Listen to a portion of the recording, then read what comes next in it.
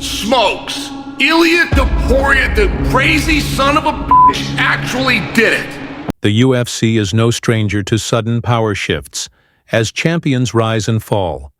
Some retire at their peak, and others even vacate their thrones in pursuit of greater challenges. And when that happens, the machine keeps moving, turning uncertainty into opportunity. Ilya Topuria has vacated the featherweight division. He's moved up to 155. He's chasing a fight with Islam Makhachev. But Diego Lopes will be taking on Alexander Volkanovski for the vacant strap. Obviously people are like, he's old, he's done. You have every right to think that until I change your opinion, and that's exactly what I'm going to do April 12th. So, but I'm feeling great, and I'm only going to get better from here. That's a scary thing, especially for Lopes. Oh, bro, this is a great fight. Alex has a lot of experience in UFC, but it's a good fight for me. I proved myself. I'm ready for the champ. At UFC 314, the promotion wastes no time reloading, matching an all-time great against a surging berserker in a fight that promises to reshape the division and answer a plethora of questions about their place in it. A title fight between two most deserving contenders. It's the UFC's tried-and-true formula. When one chapter ends, the next one is written in blood. But first, the co-main event offers up another pivotal matchup between a young rising star and a seasoned veteran. That first time he gets hit by one of the toughest punchers, it's going to be a different feeling. It's going to be a different ferocity that he hasn't felt before. I've got the perfect game plan to beat him. I don't think he's going to be able to land any bombs on me. I'm just looking forward to beating him, taking his ranking. This event is undeniably stacked, which calls for us to cover every fight on the main card. Let's take an inside look into UFC 314. One of the more interesting matchups on the card features Yair Rodriguez versus UFC newcomer Patricio Pitbull Ferrer, a showdown between a long dynamic striker and a lethal powerhouse considered to be the Bellator GOAT. Patricio Pitbull, he was the Bellator champion. He immediately gets one of the best featherweights in the world. Yair Rodriguez is out of a video game. I mean, Yair Rodriguez is the guy, man. He is the most technical and dynamic fighter in that weight class. And Pitbull is a stone-cold brawler. These are two strikers, but two totally different strikers. You got one that's dynamic. He's going to run up fences and jump off backwards and hit you versus, man, one's going to come out there like Mike Tyson. Looking at this matchup, Yair's length reach and unorthodox striking pose a serious challenge for Pitbull, who as a smaller featherweight will need to close the distance to land his power shots. The guy has power, he's explosive, he's experienced and all that, but he's 5'5". I think he will like find a lot of trouble getting like into range, especially with all my speed and mobility. I don't think it's gonna be that easy for him to get in. What do you make of Yair's skill set in there? You know, he has a lot of submissions, but he's also a very dynamic striker. Yeah, he's very dynamic, but I have a power, and I'm gonna smash it. Both are technical and dangerous, but speed could be another hurdle for Pitbull, as Yair's explosiveness and movement make him a nightmare at range. However, Pitbull has more power, and his wrestling is an X-factor that can't be ignored stylistically. It's a brutal welcome to the UFC for the former Bellator champ, but if anyone can turn the tide with one shot, it's Pitbull. Essa é outra oportunidade para enfrentar os melhores lutadores da terra. Então eu tô aqui no UFC para vir apostar no meu trabalho e fazer o que eu sei fazer melhor, que é lutar e mostrar a violência. Patricio Pitbull deserves the opportunity. He's been in the game for however many years, and he has faced some like really tough opponents. He's gonna be fireworks that day. With high stakes and title aspirations on the line, the winner will take a major step toward what they truly crave. The rise of the fighting nerds has been one of the UFC's most exciting storylines since the team emerged, and Carlos Prozas is one. Of their most dangerous representatives, a lethal mix of charisma and violence. Prozas has torn through opponents with a staggering 10-fight knockout streak, 5 of those coming inside the UFC. This is one that has turned heads in terms of a welterweight prospect on his way up. His striking is among the best that it gets. A name to keep an eye on in the 170-pound division. 4-0 in the last 10 months. He is arguably the breakout star as far as 2024 is concerned. I was begging for a finish. I knew we were pretty much guaranteed one when Carlos Prozas steps in the octagon. every fight you're gonna see me doing the same game plan. Defense takedown and try to knock my opponent out. But now he faces his biggest test yet. A battle-tested veteran in Jeff Neal, who has shared the cage with some of the division's most elite, making this a true test of Praz's meteoric rise. But for Neal, it's also an opportunity to shut down the momentum and claim a huge win for himself. I mean, this guy has a victory over the champion Bilal Muhammad, so it tells you he has the ability to fight the best in the world. You know, he has the goal of still becoming a world champion. It's kind of like similar to like my run whenever I was like 5-0.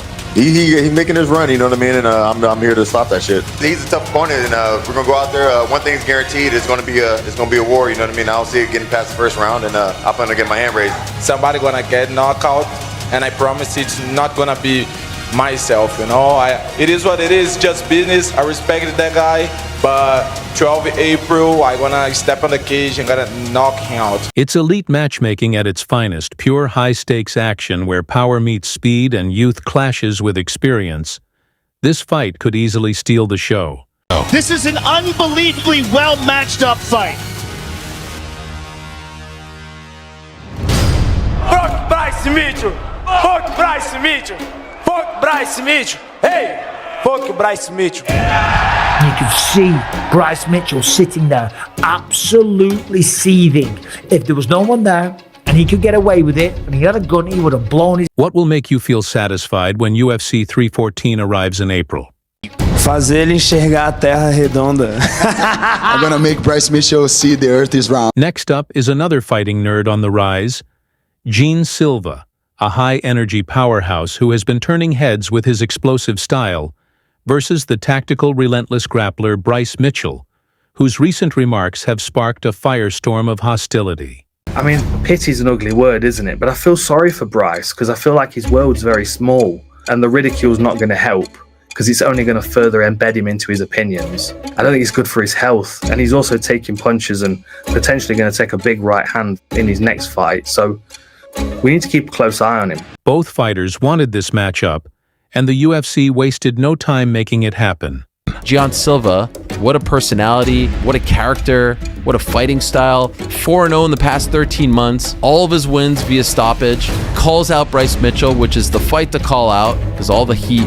They're going back and forth. Bryce responds on Twitter, says, "You're not the Lord, there's only one Lord, your nickname ain't shit." Mitchell is by far the best grappler Silva has ever faced, with effective wrestling and slick Brazilian jiu-jitsu that can overwhelm anyone. That's what Bryce does. That's his best skill. Take the fight to the ground, submit you. He took down Ilia Topuria, had good top control. Bryce's wrestling can be effective, but John could survive on the ground with Bryce, but Bryce could not survive in the stand-up with John. The striking gap is glaring. Silva's power and precision on the feet make him a constant knockout threat. And if Mitchell can't find success on the ground, it might just be a matter of time before he gets put to sleep. You barking up the wrong tree, motherfucker. I can do all things with Christ who strengtheneth me. I don't believe in myself. I believe in the power of Christ that lives within my heart. You have Lord on your chest. I have the Lord within my heart. We'll see who wins. How much of a step up in competition is too much for a rising prospect? Well, the thing is, Paddy Pimblett is 30 years old, and while he has definitely shown signs of improvement, he's still very clearly a work in progress, and the UFC is making the right moves by feeding him a string of aging veterans. For Paddy, it's not too much. The UFC's learned from the Darren Till days. They've learned. Paddy went from Bobby King to this. Like the progression has been phenomenal for him. But even if Paddy is rounding out his game, does he have enough in his arsenal to beat a guy as seasoned as the former three-time Bellator lightweight champion? Michael Chandler, or perhaps a better question, does a nearly 39-year-old Chandler have enough left to expose him? Love the matchup, actually.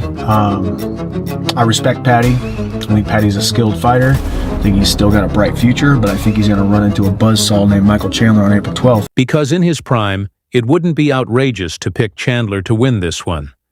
By violent knockout, he holds the clear advantage in power, athleticism, explosiveness, speed, striking mechanics, pretty much everything he needs to put Paddy's lights out. But this fight isn't taking place 5 or 6 years ago. It's not even the same Chandler who, KO'd Tony Ferguson back in 2022. Father Time is truly undefeated, and if Chandler's time is nearly up, this could be a stroke of genius from the UFC matchmakers, because a guy like Chandler, who certainly doesn't have the physique of a 38-year-old, is going to walk into that octagon. He's going to try and come out and knock me head off. I do think he is one of the most entertaining fighters in the UFC. He comes out and he tries to absolutely take your head off, swinging overhands, left hooks, and that's all anyone's ever tried to do against me and knock me out, and no one's ever knocked me out. And Michael Chandler's not going to be the first person to. I am fighting first ballot Hall of Famers, some of the best to ever do it in the UFC. So now we get an opportunity to go fight a guy who's not those guys. So let's go see how I stack up. Let's go see what I put together. I don't think he's there in a lot of ways. He's got some momentum right now, and the Paddy train stops in Miami. Everybody knows who Paddy Pimblett is. He's a big name. He's got a big mouth, but he's got a big skill set, okay? But again, this is time to put up or shut up, because if he can't beat Michael Chandler, then I don't think a championship run is in his near future. But this is a crucial matchup for both men. They are at a crossroads. One way, it's Champtown, simple as that. The other one, it's Irrelevance Boulevard. Pimblett might not have the edge on the feet, but he does have a solid chin and recoverability, plus Chandler has been through quite a few brutal wars over the years. If Paddy can catch him, and perhaps maneuver himself into a position where he has Chandler's back, then who knows? Chandler is a very well-rounded fighter, but it's worth noting that his one submission loss did come by way of rear naked choke, a technique that Paddy excels at.